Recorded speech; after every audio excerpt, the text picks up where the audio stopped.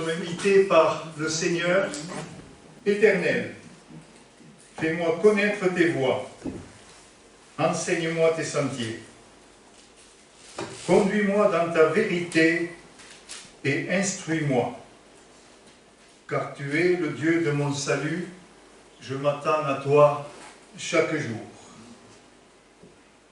Nous avons là le résumé de ce qu'il peut y avoir dans un culte et dont nous avons besoin, dans la mesure où je m'attends au Seigneur. Je pourrai recevoir ces choses. Je m'attends à toi chaque jour. Pas seulement le premier jour de la semaine, selon la Bible, le dimanche, mais chaque jour. Et quelqu'un a écrit un chant au XIXe siècle, il me semble, que nous avons appris ici ou ailleurs, qui est dans le recueil Arc-en-Ciel notamment. C'est de César Malan. César Malan, merci. Oui. Paroles et musique. Chaque jour de ma vie, je veux dire au Seigneur, apprends-moi, je te prie, à te donner mon cœur. C'est la première strophe, et puis il y a les autres. Je vous invite à vous lever, si rien ne l'empêche. Chaque jour De ma vie, je veux dire au Seigneur, apprends-moi, je te prie, à te donner mon cœur. dès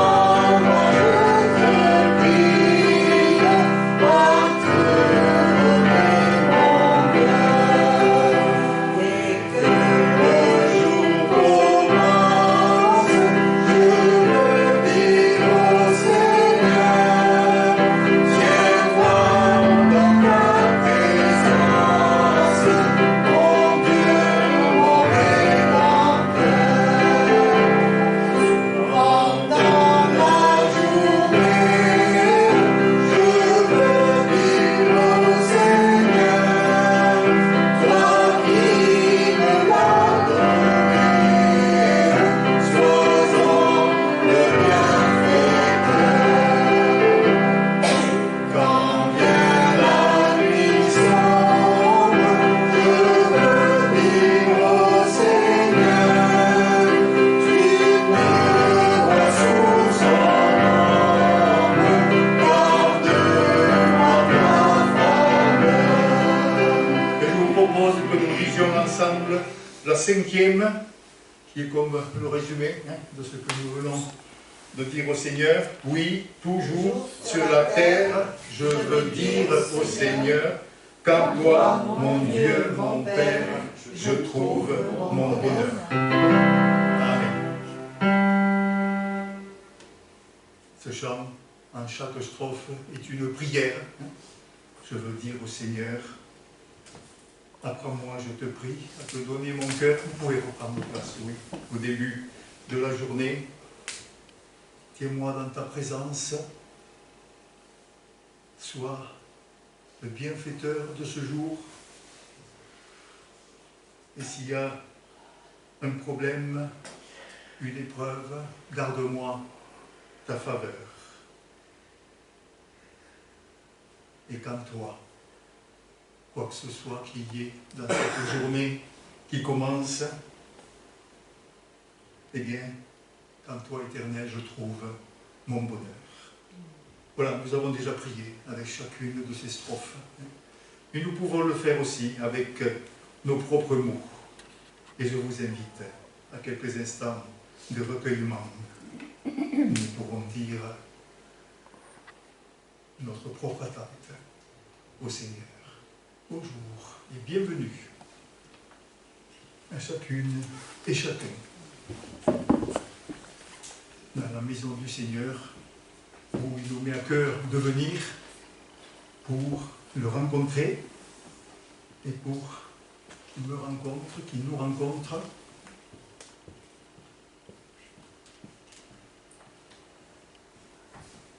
C'est lui qui m'accueille et qui nous accueille tels que nous sommes. Et qui veut nous inonder de son amour, de sa grâce, de sa bénédiction. Selon le calendrier liturgique, nous sommes le premier dimanche de l'Avent et nous allons exprimer cela avec l'allumage d'une première bougie. C'est un volontaire ou une, hein?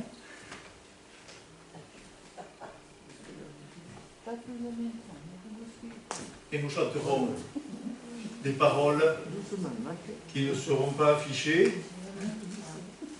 parce que je n'ai pas chez moi trouvé un recueil, hein, je ne sais pas tous regarder, où il y a ces paroles, mais on les connaît. Hein. C'est Ésaïe 7,14 qui dit, enfin, c'est inspiré de Ésaïe 7,14, est-ce que quelqu'un se souvient?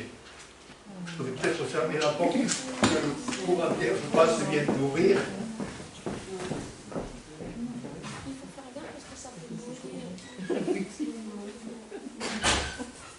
Merci. Ésaïe 7,14.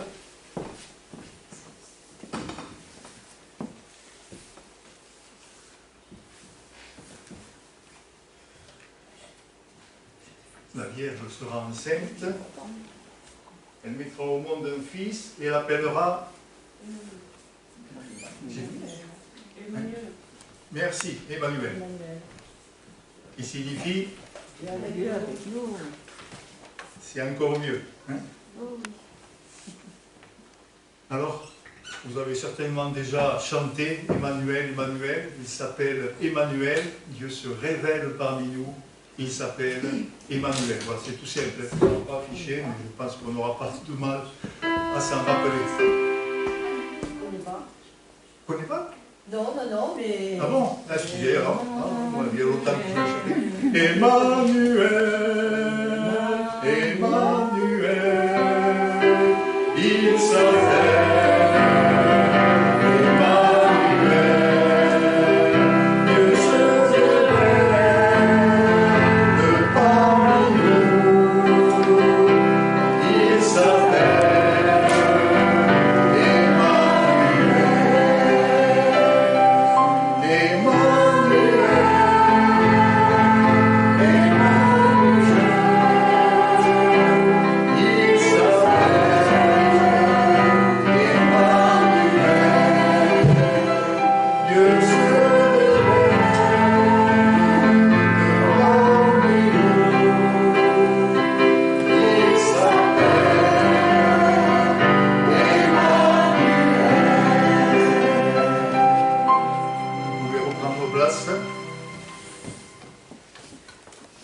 Et la fin de ce chant est pour tous les jours.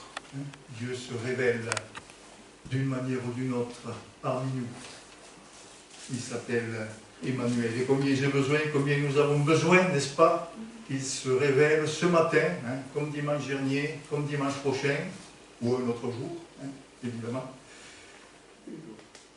Et maintenant, nous allons pouvoir lire dans ce qui est affiché, dans le livre du prophète Daniel, chapitre 7, les versets 7 à 14. Un verset chacun. Après cela, je regardais pendant mes visions nocturnes, et voici, il y avait un quatrième animal, terrible, épouvantable et extraordinairement fort.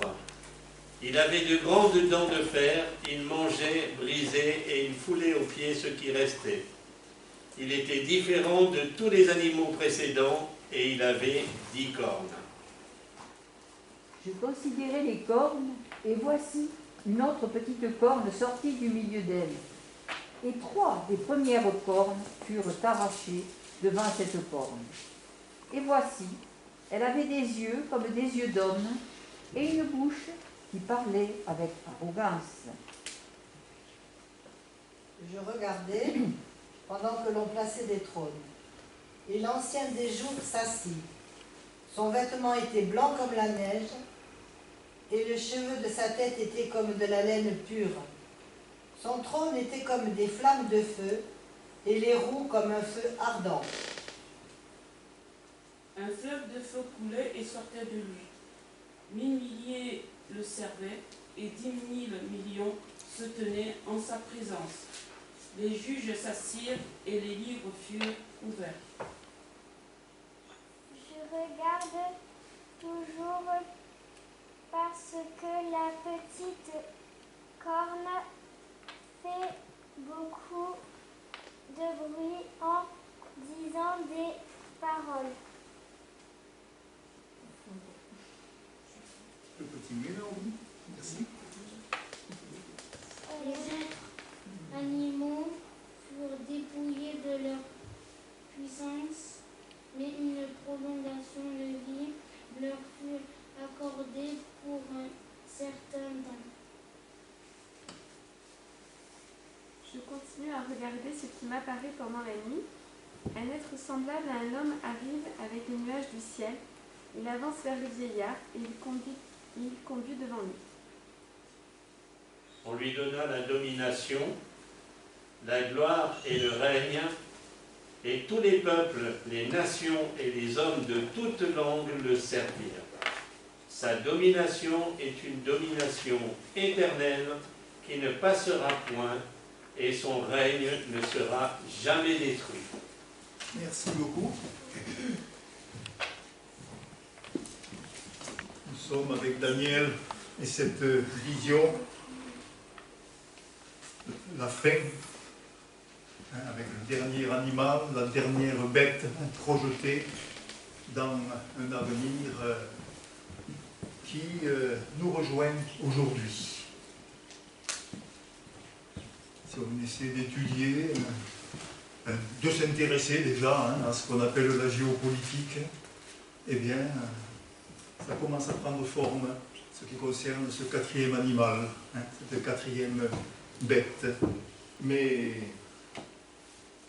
ça nous rejoint toujours plus, chaque jour, et face à cette entreprise arrogante de destruction de tout ce qui vient du Seigneur, eh bien, il y a du côté du Seigneur, à quelque part dans l'univers, l'ancien des jours qui vient sur son trône. Des dizaines de milliers de personnes le servent, nous est-il dit. Des millions sont là pour l'adorer, et arrive quelqu'un, arrive comme un fils d'homme. Et nous allons, avec ce qui est dit, donc, un fils de l'homme est venu avec des nuées du ciel. Nous allons chanter des paroles en rapport avec ce fils d'homme, des paroles dont il y a peut-être longtemps qu'on ne les a pas chantées ici,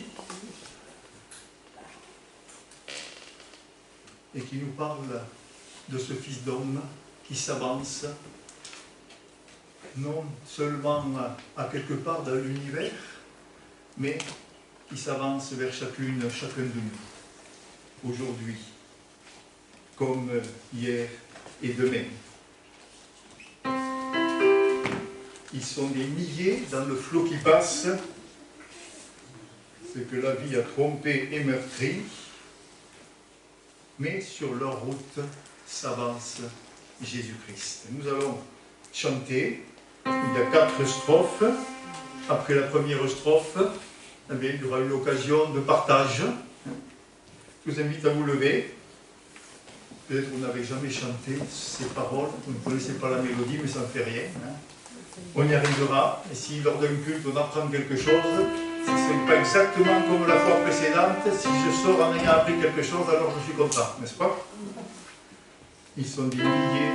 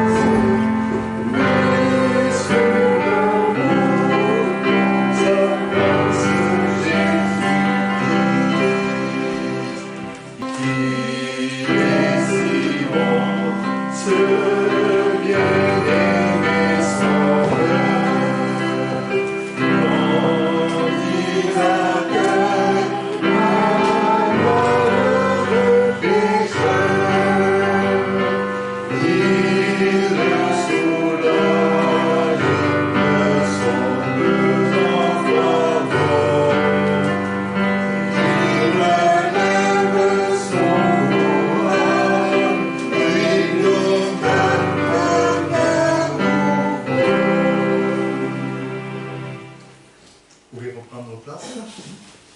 Il est si bon, ce bien-aimé Sauveur, quand il accueille un malheureux pécheur. Il le soulage de son pesant fardeau, il relève son courage, lui donne un cœur nouveau. Eh bien, peut-être ce matin, quelqu'un a besoin d'être soulagé de quelque chose, de retrouver du courage, d'avoir le cœur changé dans un domaine ou un autre. Et le Sauveur est toujours si bon. Eh bien, veut produire cela, et plus encore certainement, pour que chacune, chacun, en quittant ce lieu, eh bien, puisse bénir ce Sauveur pour ce qui aura été accompli ce matin et qui aura permis de démarrer cette semaine peut-être mieux que ce qu'on pensait, ou de l'envisager d'une autre manière. Vous pouvez vous lever si vous le désirez.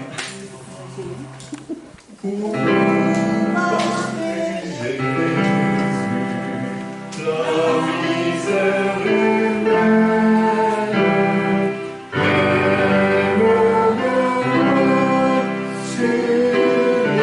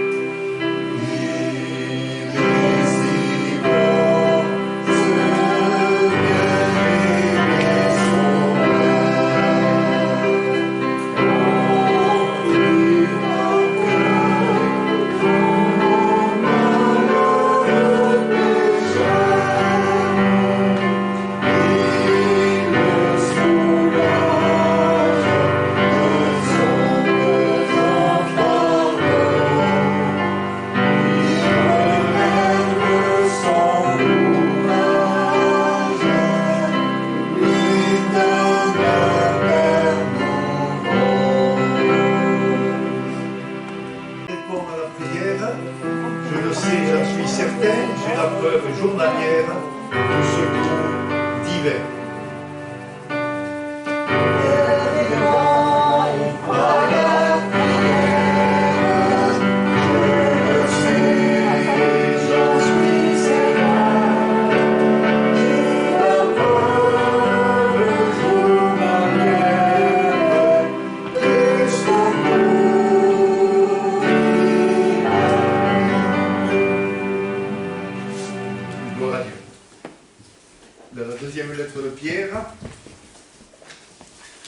Chapitre 3, versets 8 à 13. Tout à l'heure, quelqu'un commence un verset, puis jusqu'au dernier, un verset par personne. Il est cependant un point que vous ne devez pas oublier bien. N'aimez ce que pour le Seigneur. Un jour est comme 1000 ans, et 1000 ans comme un jour. Seigneur ne tarde pas dans l'accomplissement de la promesse, comme quelqu'un le croit, mais il use de patience envers vous, ne voulant pas qu'aucun périsse, mais voulant que tous arrivent à la repentance. Le jour du Seigneur viendra comme un voleur en ce jour. Les cieux passeront avec fracas, les éléments embrasés se dissoudront, et la terre avec les œuvres qu'elle renferme sera consumée.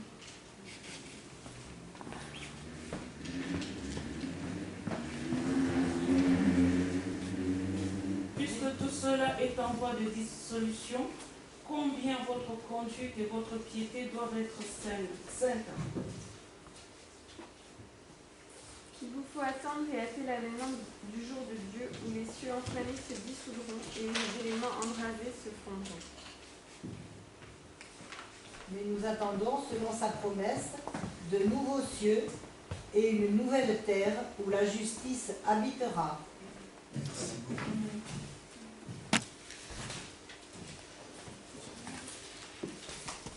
Et ce n'est pas le Seigneur qui a inspiré cela à l'apôtre Pierre. On ne peut pas dire que ce sont les connaissances scientifiques de son époque qui lui auraient permis de parler ainsi.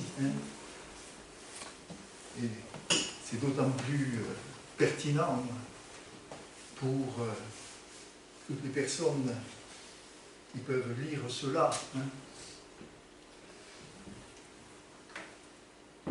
Il y a eu une annonce qui ne peut pas nous réjouir si on s'arrête un petit peu sur ce que dit l'apôtre Pierre. Et pourtant,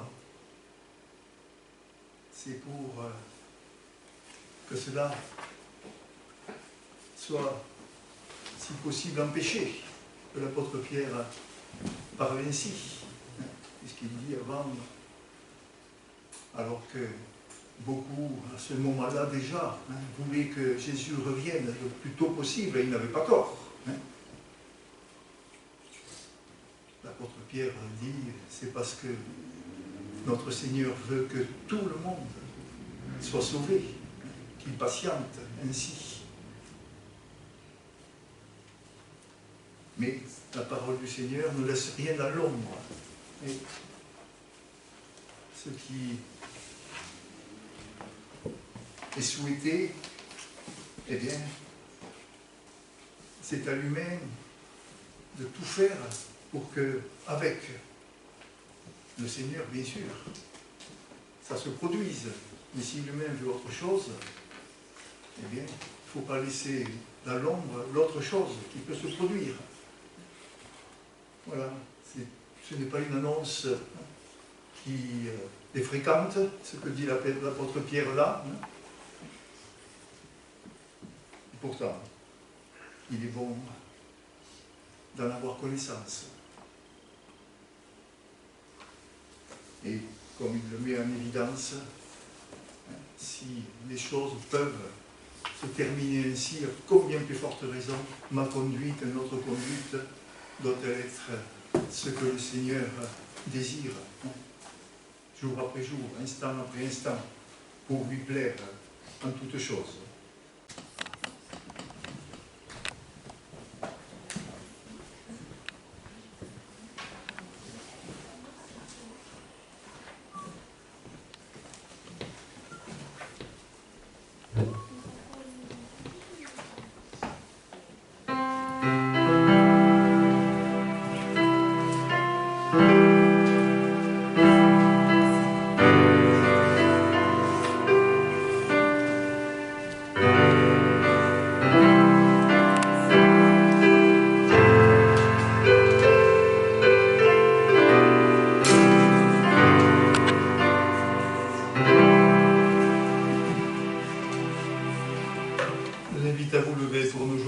prière de consécration de cette offrande. Seigneur, nous mettons devant toi cette offrande. Et nous mettons devant toi aussi ton serviteur Christian. Merci, mon Dieu, d'être avec lui pour ce qu'il a à nous apporter et merci pour ce que nous avons déjà partagé. Nous savons que tu es toujours présent, tu es le vivant et tu es celui qui nous accompagne tous les jours de notre vie, dans n'importe quelle circonstance. Seigneur, à toi soit la louange, l'honneur et la gloire. Amen.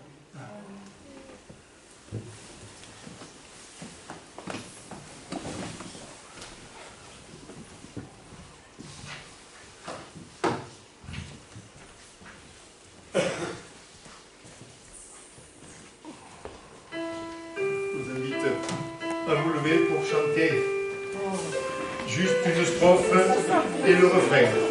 Et les douces et les bénis, l'heure passée à l'écart.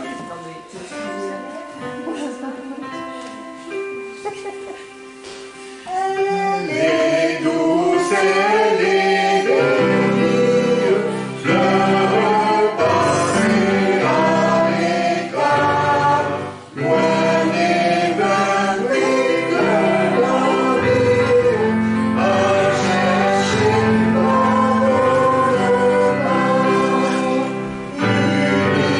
ineffable présence, remplis-nous d'entrée ce lieu.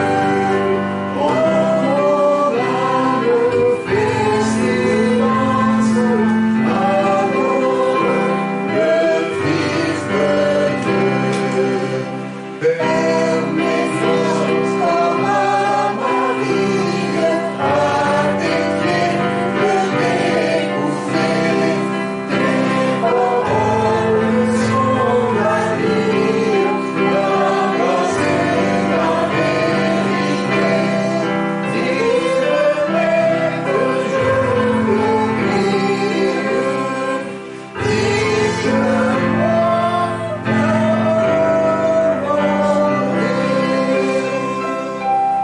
Vous pouvez reprendre votre place.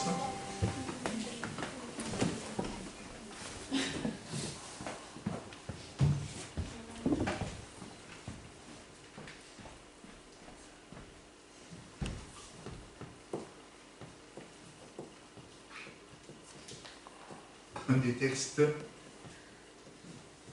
pour aujourd'hui dans Partenaire de prière, c'est une liste qui est commune à plusieurs églises. C'est dans Luc chapitre 21, les versets 25 à 36.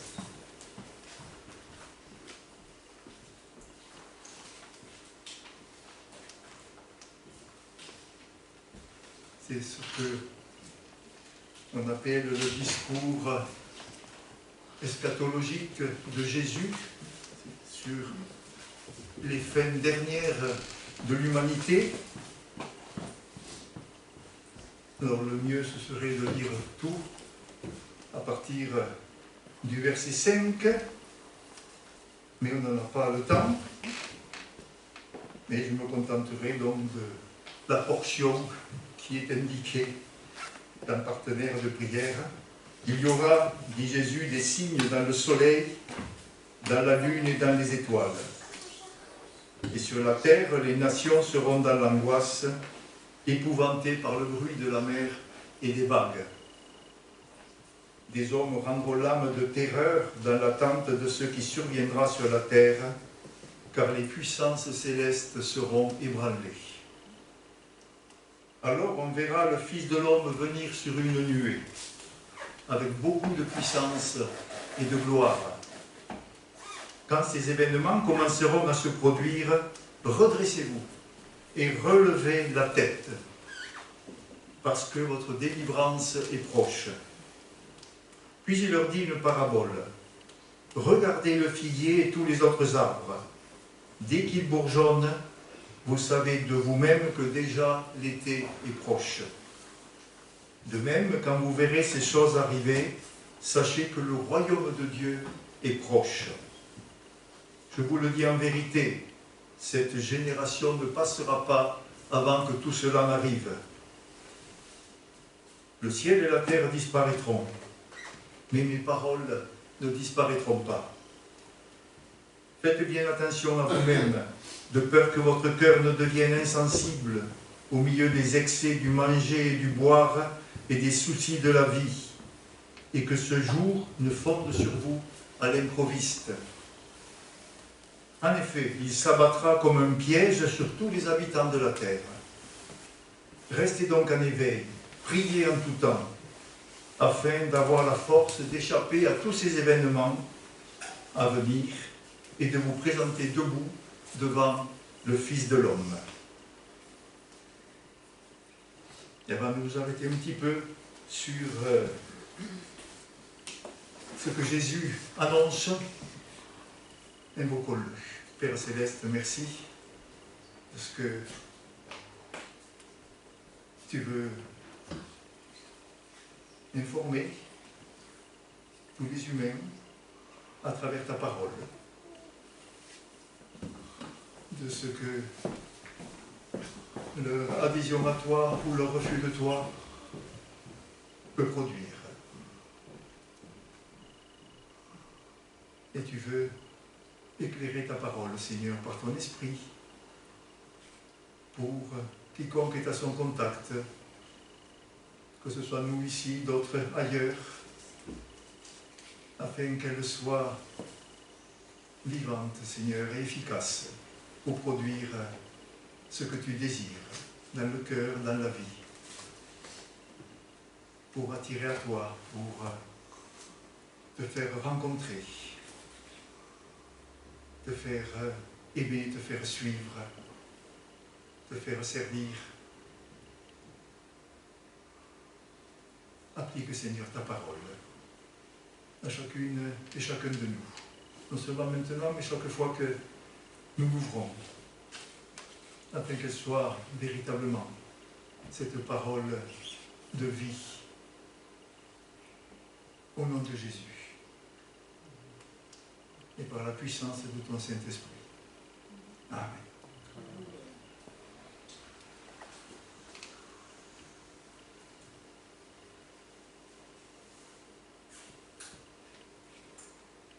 En ce premier dimanche de l'Avent, est-ce que quelqu'un sait d'où vient le mot « avant » ?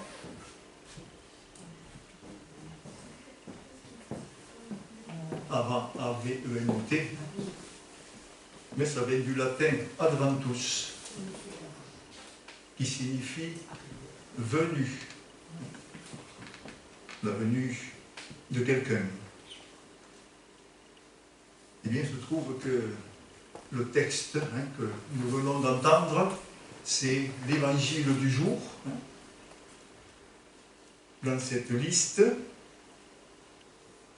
et cette bonne nouvelle, puisque c'est ce que signifie le mot évangile, la bonne nouvelle de Jésus-Christ, eh bien, cette bonne nouvelle se rapporte non pas à la première venue de Jésus, qui est ce que l'Avent a pour but de préparer, de repréparer, mais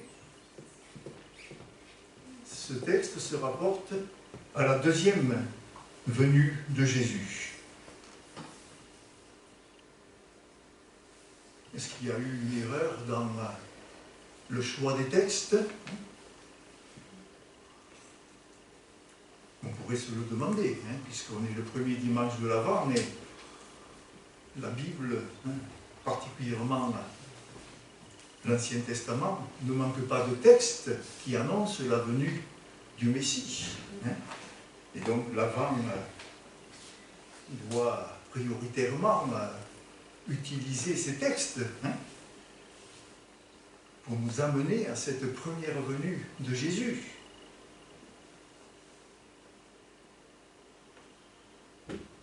Il n'y a certainement pas d'erreur, et même s'il y en avait une, c'est une bonne, ça peut arriver qu'il y ait de bonnes erreurs, puisque ce que nous venons de lire, eh bien, veut nous préparer à la deuxième venue de Jésus. Et en 2021, on est plus près de sa deuxième venue que de la première. Nous avons découvert le dimanche 19 septembre dernier Bible en main que Jésus n'est pas né un 25 décembre, mais fin septembre, début octobre, d'une année impossible à dater. Car à cette époque-là, la date de naissance de quelqu'un n'était pas enregistrée à quelque part. On s'intéressait, c'était déjà pas mal, au jour du décès de la personne. Ça, c'était enregistré.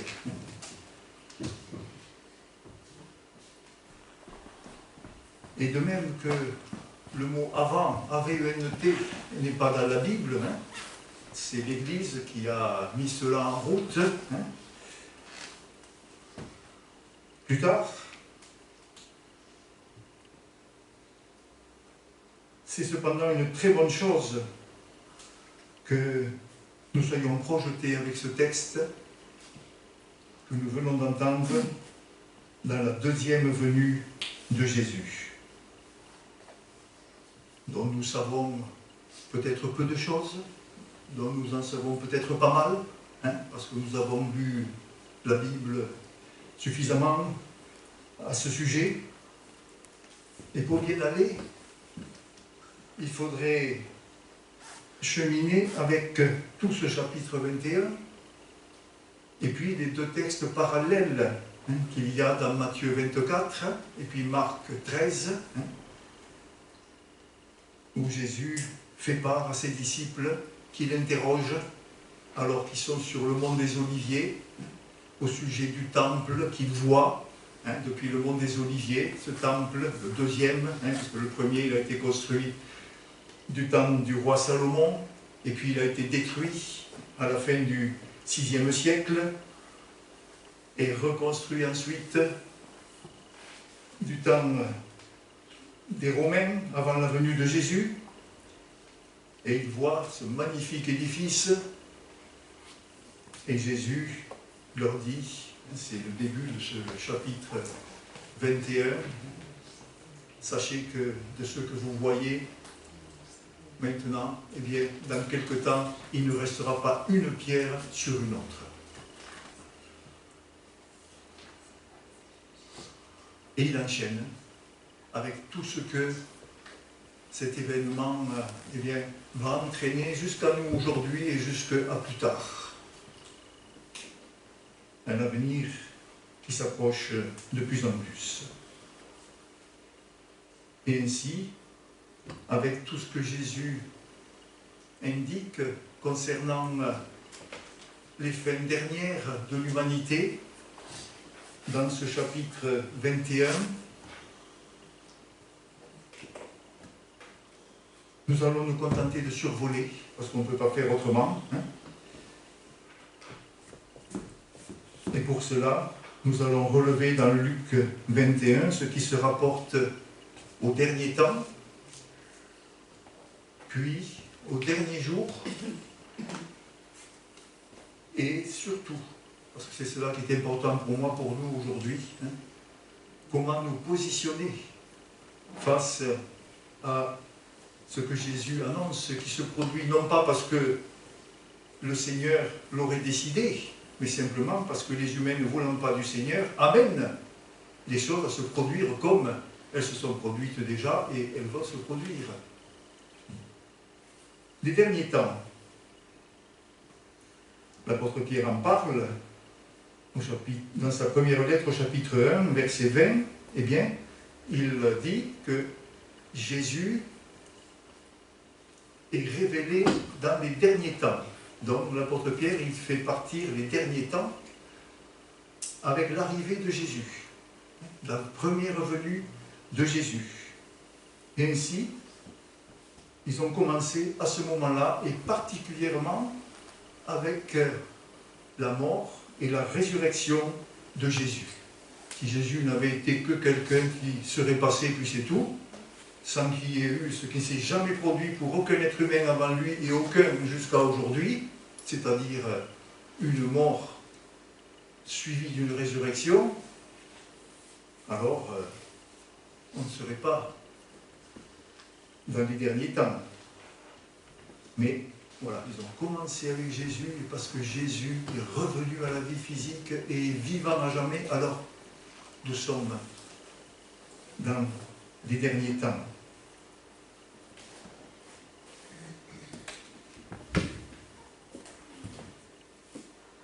Et Jésus évoque l'avenir. Ce n'était pas prévu, hein? Il n'avait pas préparé ça, ce n'était pas noir sur blanc. Hein? C'est parce que les disciples lui posent une question, hein?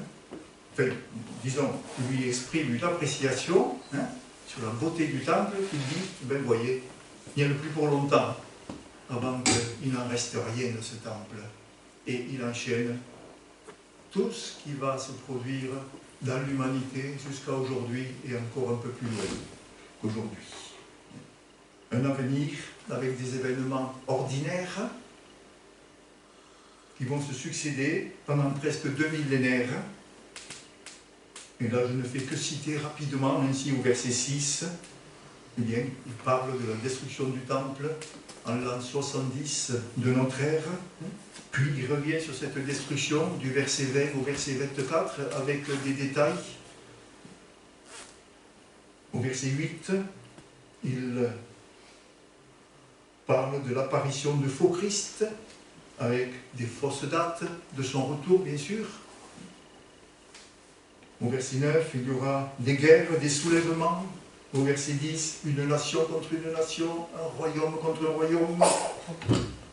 Au verset 11, de grands tremblements de terre, puis des pestes, c'est-à-dire des maladies, des épidémies, des pandémies, dont la Covid-19 fait partie, des famines, des phénomènes terrifiants et de grands signes venant du ciel ou dans le ciel,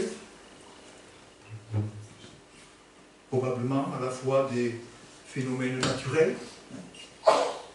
mais aussi les phénomènes produits par les humains, qui envoient des satellites, des étoiles artificielles. Au verset 12, il parle de persécution. Au verset 16, de trahison. Tous azimuts, entre dans une même famille déjà, et puis entre connaissances.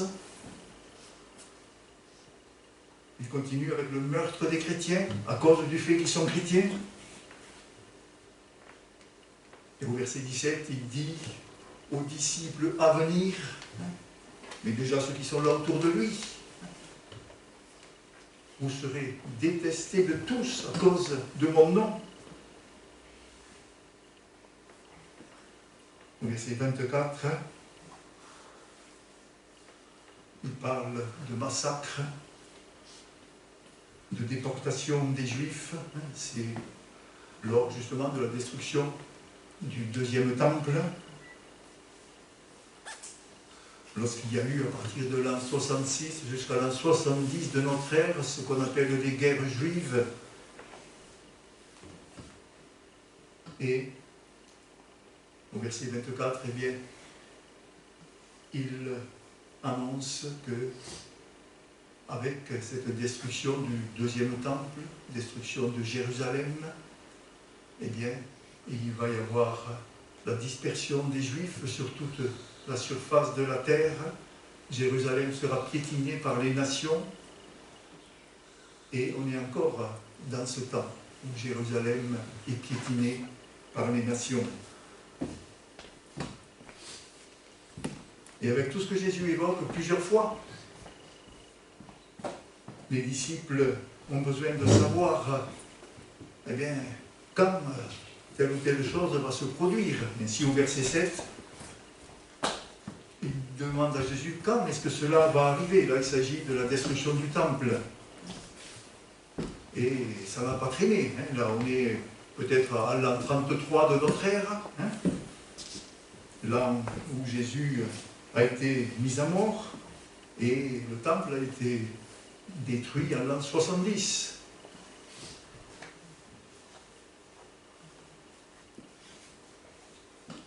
Jésus dit, pour tout ce qui s'est passé depuis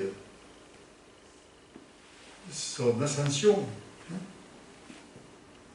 jusqu'à ces guerres juives et la destruction du temple, il dit, il faut que ces choses arrivent d'abord.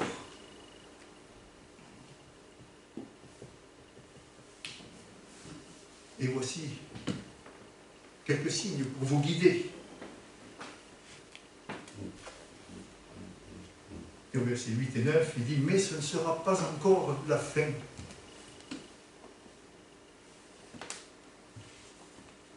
Puisqu'au verset 10 et 11, il dit, mais avant tout cela, hein, il fait des énumérations, hein, et donc il donne des jalons dans l'histoire, hein, jusqu'à aujourd'hui. Et au verset 12, il évoque la persécution, qui n'a pas traîné, hein, puisque après la Pentecôte qui a suivi l'ascension de Jésus, hein, vers l'an 33, eh bien, quel est le premier récit de persécution que nous avons dans le livre des Actes, des Apôtres? Étienne. Voilà, le meurtre d'Étienne.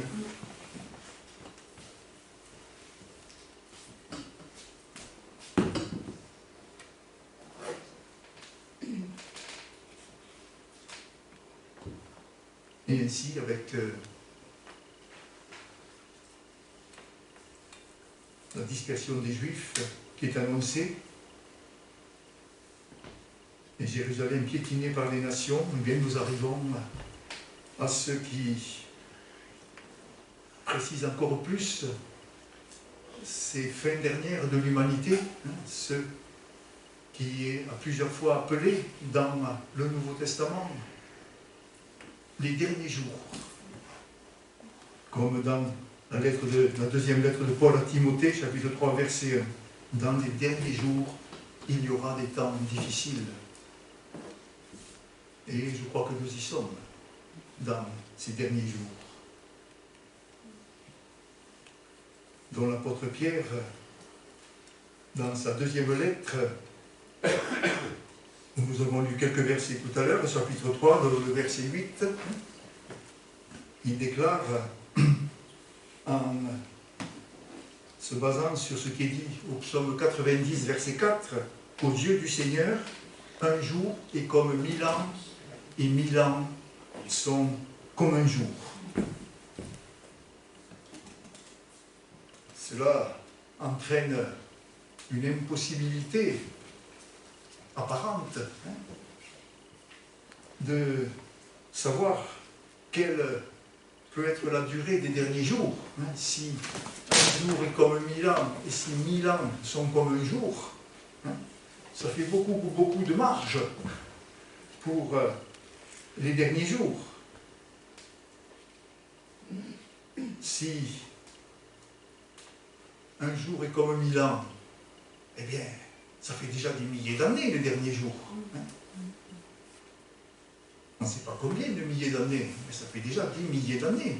Si un seul jour, c'est comme 1000 ans. Et par contre, si 1000 ans, c'est comme un jour, eh bien, ça fait quelques millièmes d'une journée, c'est-à-dire de 1440 minutes.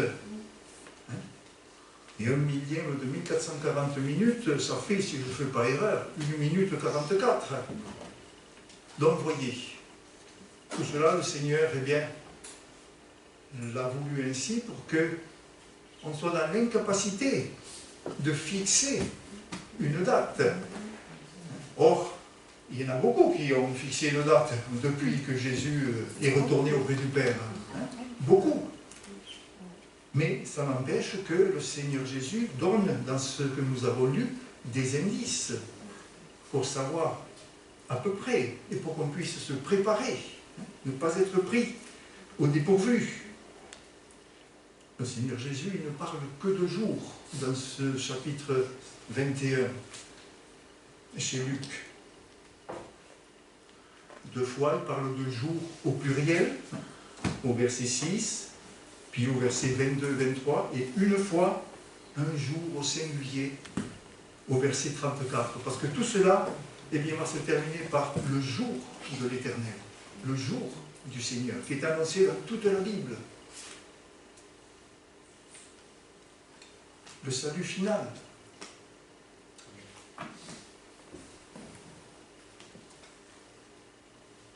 Et dans ces choses qui se précisent de plus en plus, hein, qui nous permettent de mieux nous situer si on y prête attention, hein, si on a la possibilité d'avoir les informations qui permettent de mieux discerner.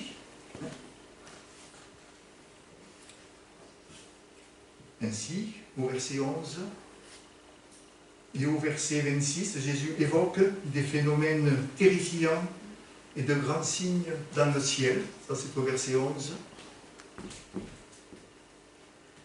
Peut-être uniquement des phénomènes naturels dont je ne saurais pas vous dire quoi que ce soit parce que je n'ai pas de référence. Hein. Peut-être quelqu'un parmi vous aurait entendu ou lu quelque chose. Hein.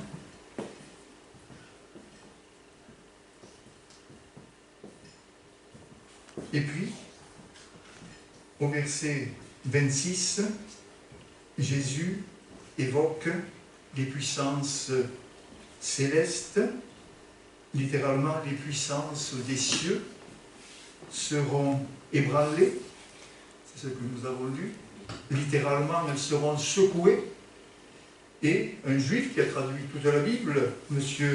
Chouraki, eh bien, lui, il traduit les puissances des cieux s'ébranleront, comme s'il y a un commencement, un mouvement, et qu'ensuite le mouvement s'accélère. Hein.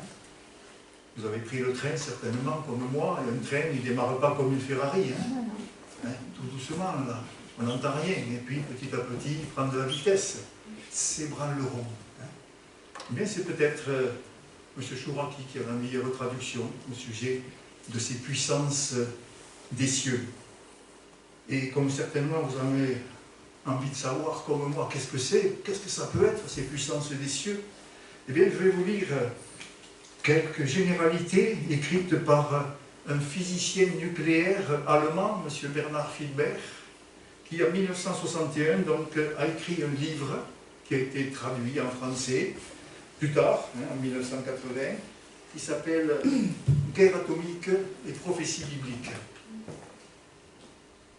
Et cet homme, qui est un catholique, hein, qui étudiait la Bible,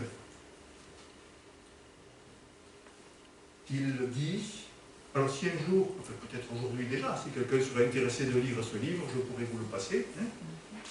Là, c'est juste des généralités, hein, parce que c'est technique, c'est scientifique aussi, hein, et c'est pas le but ce matin. Hein. Mais voilà, il dit des choses tellement belles. Pour lui, les puissances des cieux, c'est l'énergie nucléaire, qui est à l'origine de toute existence et de tout devenir cosmique. La matière et de l'énergie, pour ainsi dire, de l'énergie cristallisée.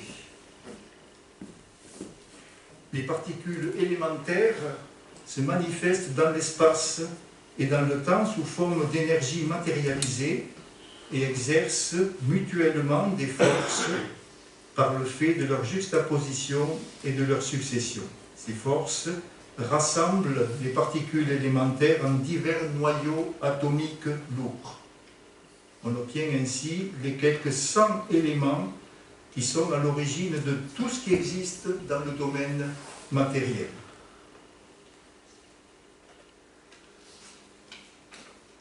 Grâce à la fusion des plus légers noyaux d'hydrogène, le Soleil inonde la Terre de lumière et de chaleur et dispense la vie.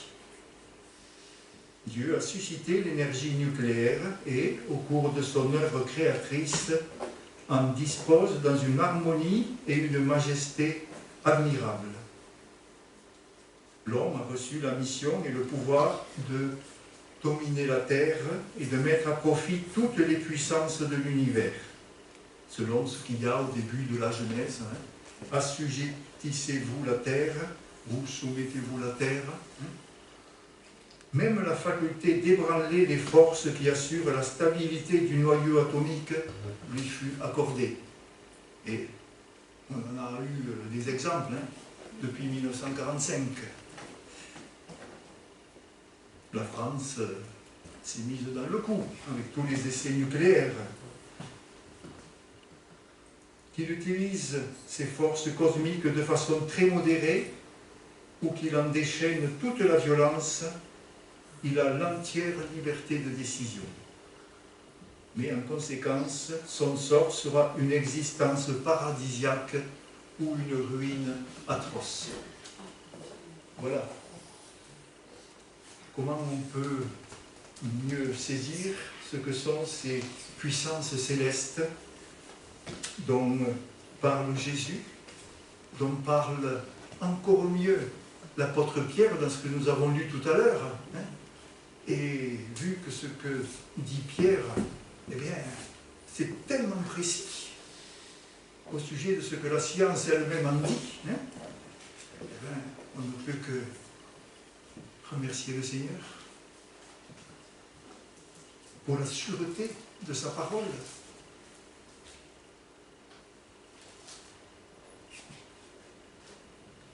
Ainsi, ces puissances des cieux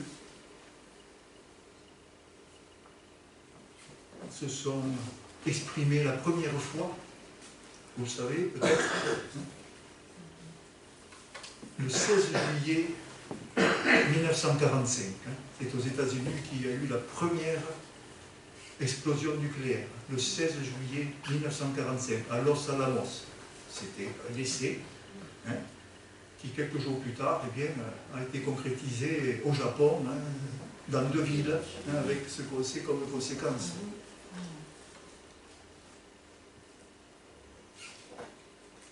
Et avec cette date, le 16 juillet 1945, concernant le premier ébranlement des puissances célestes, Jésus ajoute, dans ce que nous avons entendu tout à l'heure, au verset 32, « Cette génération ne passera pas avant que tout cela n'arrive. » Tout ce que Jésus décrit et qui est de notre temps, particulièrement. Cette génération ne passera pas. Et donc c'est là que pour moi, peut-être que je me trompe 100%, mais il y a une précision avec cette date, 16 juillet 1945. Et peut-être Jésus veut dire que cette génération qui est contemporaine du 16 juillet 1945, c'est-à-dire à quelque chose près la génération de plusieurs parmi nous, eh bien, elle ne passera pas avant que tout ce que nous avons lu tout à l'heure, et ce qu'il y a avant aussi, arrive. C'est-à-dire l'ébranlement des puissances célestes. Ce n'est absolument pas réjouissant. Et je lisais récemment dans un commentaire d'un théologien protestant que face à ce chapitre 21, comme au chapitre 13 de Marc, au chapitre 24 de Matthieu, je ne suis pas allé vérifier, mais eh bien, ce théologien, il n'aime pas. Il a dit, je n'aime pas ce chapitre 21 de Luc, à cause de tout ce qui est annoncé. Mais, qu'on l'aime ou qu'on ne l'aime pas, le Seigneur, dans son amour, veut nous avertir.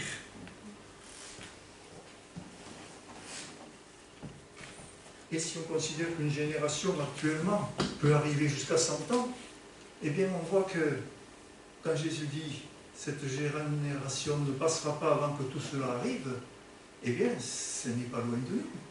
1945, 2045, si on considère que ça peut aller jusqu'à 100 ans, une génération actuellement, ce n'est pas loin.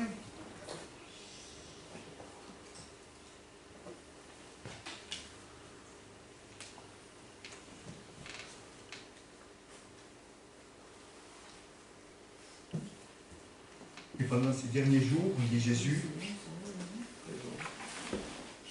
au verset 25, il y aura des signes dans le soleil, Et ça peut rejoindre ce qu'il dit dans Apocalypse 16:8, où il dit qu'une coupe est versée sur le soleil et les humains sont brûlés par une grande chaleur. Ça peut rejoindre le changement climatique. Cette chaleur, le don de chaleur qu'ont subi les Canadiens et ceux du nord-ouest américain l'été dernier, ce don de chaleur qui a fait que presque 1000 personnes y ont perdu la vie à cause de cette chaleur impossible à prévoir dans ces endroits de la planète.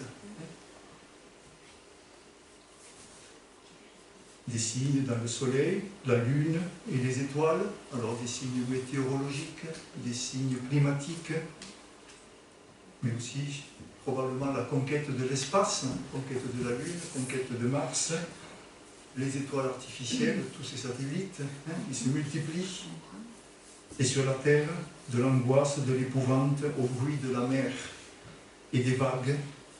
Et là, il s'agit peut-être aussi d'une allusion au fait que la mer, les océans envahissent les terres avec la fonte des glaces, peut-être. Ça ne fait pas beaucoup de bruit. Peut-être que c'est une allusion. Mais il y a une autre réalité, c'est que dans le chapitre 17 de l'Apocalypse, qui est la chute de Babylone, eh bien, il est dit, donc, à ce chapitre 17, au sujet de la prostituée qui est assise sur de grandes eaux, il est dit, les grandes eaux, ce sont des peuples, des foules, des nations et des langues. Et ainsi, quand Jésus parle du bruit de la mer et des vagues, eh bien les vagues, ça rejoint les mouvements qu'il y a parmi les populations. Il y a eu des vagues en mai 68, nous sommes dans les vagues de la Covid, les vagues sanitaires, les vagues sociales et autres. Nous sommes en plein là-dedans, au bruit de la mer et des vagues.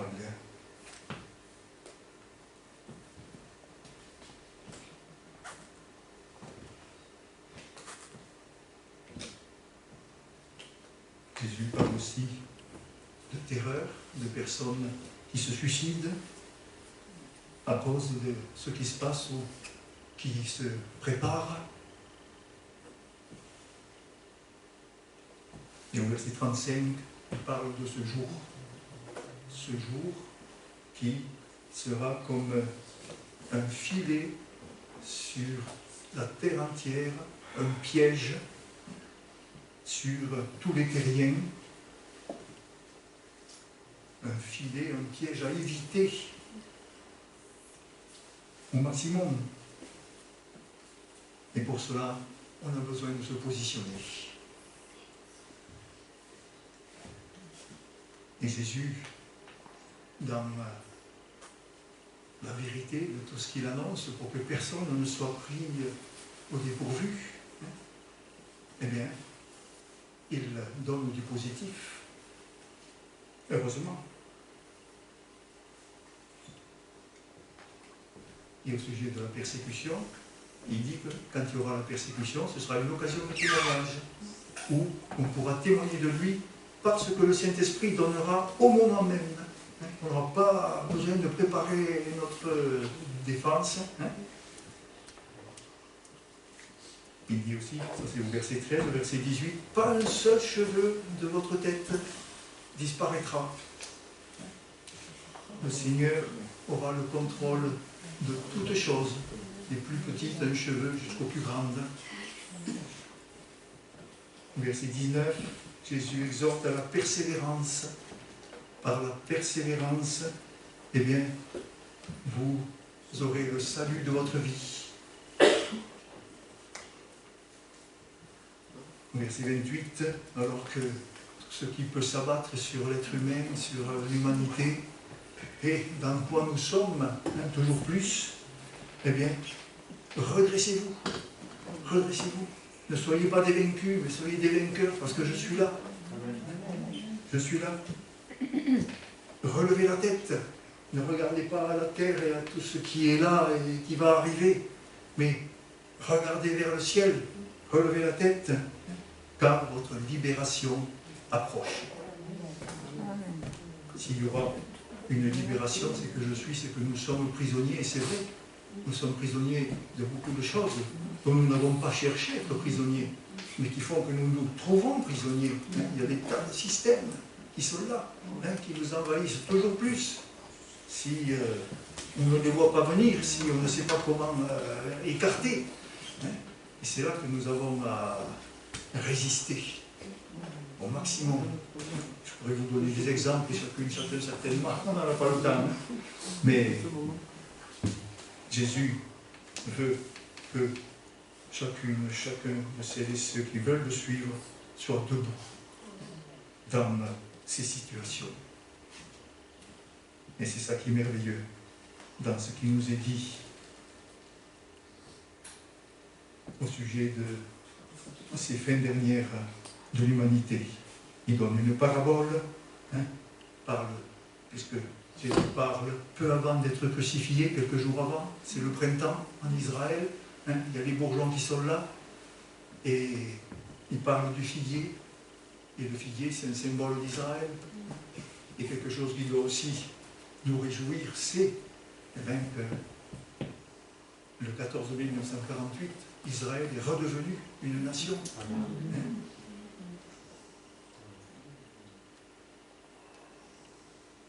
Et que le Seigneur est à l'œuvre dans ce peuple chaque jour. Et je vous invite, si vous ne le faites pas déjà, à regarder sur le canal 28, Israël 24. Et tous les jours, on apprend des choses très intéressantes par Israël 24. C'est le canal 28.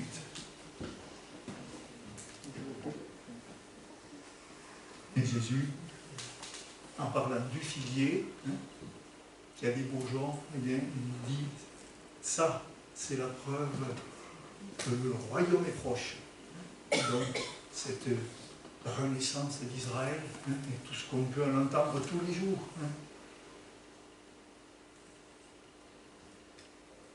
Doit nous conforter.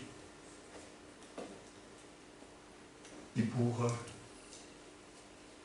que nous lui fassions toute la confiance qu'il attend de nous, il dit, verset 33,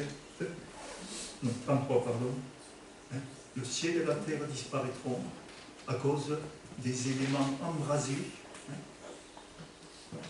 mais mes paroles ne disparaîtront pas. Comme c'est affiché, il y a un poster magnifique.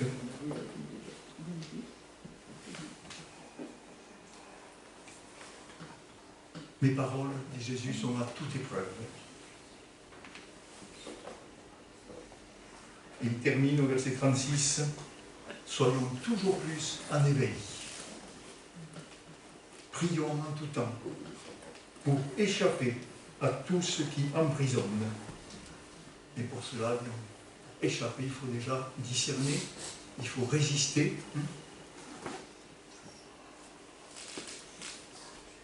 Afin de pouvoir être ainsi debout devant le Seigneur et voir le Fils de l'homme venir sur une nuée avec beaucoup de puissance et de gloire. Comme Daniel l'a vu, sans savoir qu'il s'agirait de Jésus, dans sa vision, il l'a vu comme un fils d'homme qui venait de l'ancien des jours, et à qui l'ancien des jours lui donnait la domination totale et tout ce qu'on peut lire et que nous avons lu tout à l'heure. Nous allons chanter la première strophe. Je vous invite à vous lever.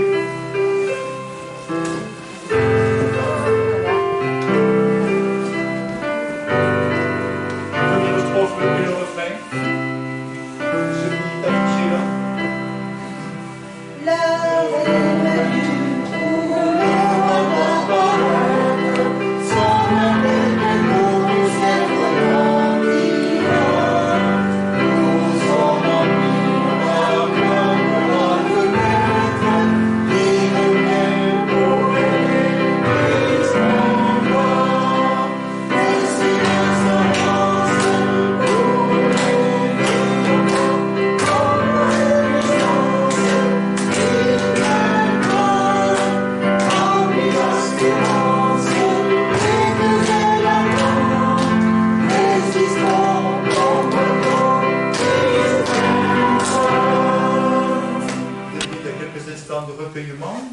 Si quelqu'un veut dire quelque chose au Seigneur, eh bien, il y a cette liberté.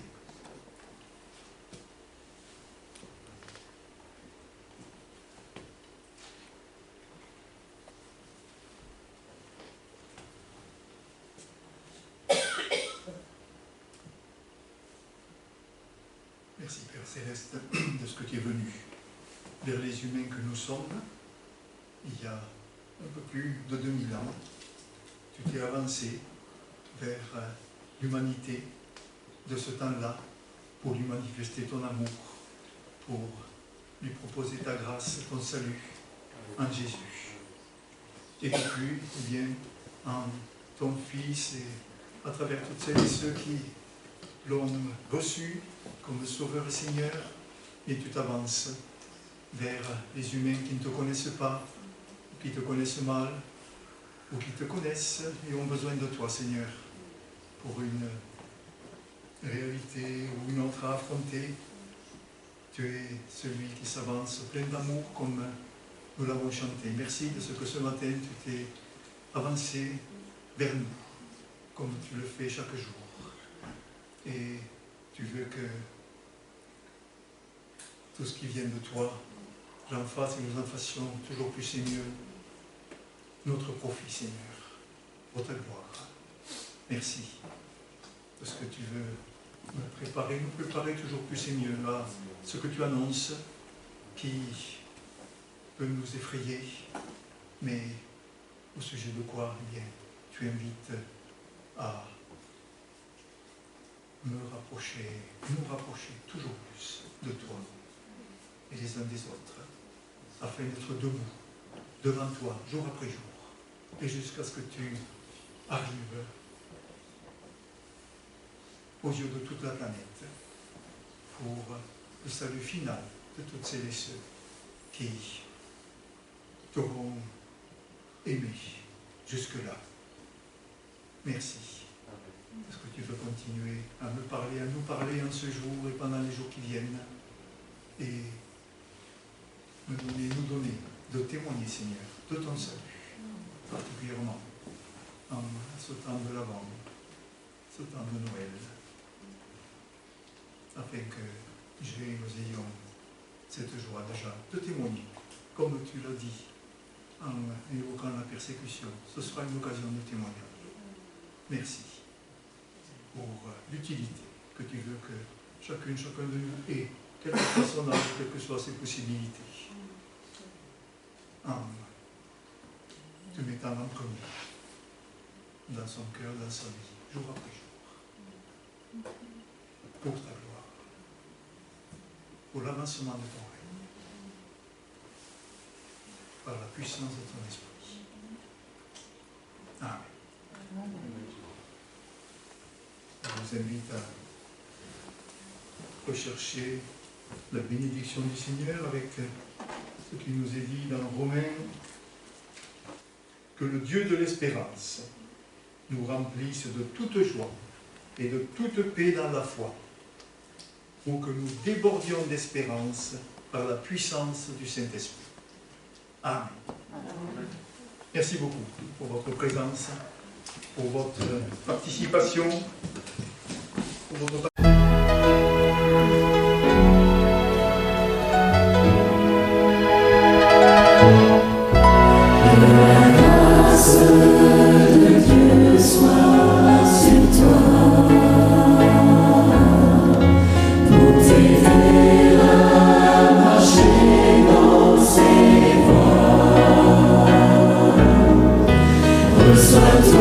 son pardon et sa bénédiction.